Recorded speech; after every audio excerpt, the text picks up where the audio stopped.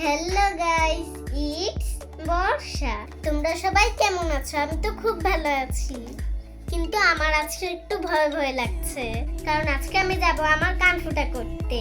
আমার সাথে মা, দিদা ভাই আর ফুলিদি যাবে।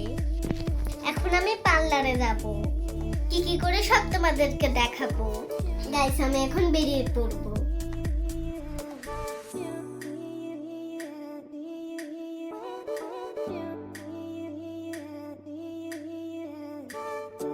আমি এখন এসে পড়েছি অপরূপা পার্লারে। এটা আমার বাসার পাশেই। এখন আন্টিটা আমার কানে চিহ্ন দিচ্ছে যে কোথায় ফুটা করা হবে।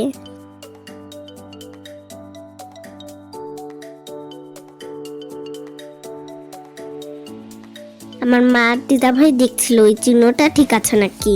আর এখন চলে এলো কান ফুটা করার সময়। প্রথম প্রথম আমার অনেক ভয় লাগছিল। আমি বলতেছিলাম এখন না, একটু পরে।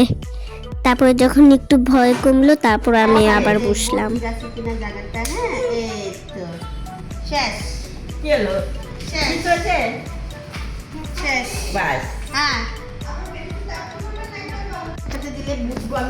বাবা এই যে পচা ছেলে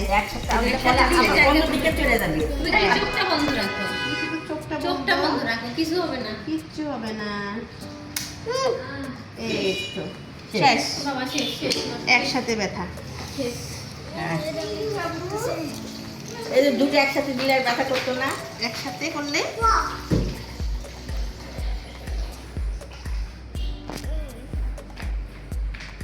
ওষুধ খেতে হবে কিছু, যদি ব্যথা হয় খাইবেন। না কথা হইলে কেমন লাগছে? ব্যথা লাগে? বলো তোমার ফিলিংস বলো। ব্যথা লাগে একটু? দেখি, ভালো লাগতেছে তোমার? ভয় লাগছিল একটু?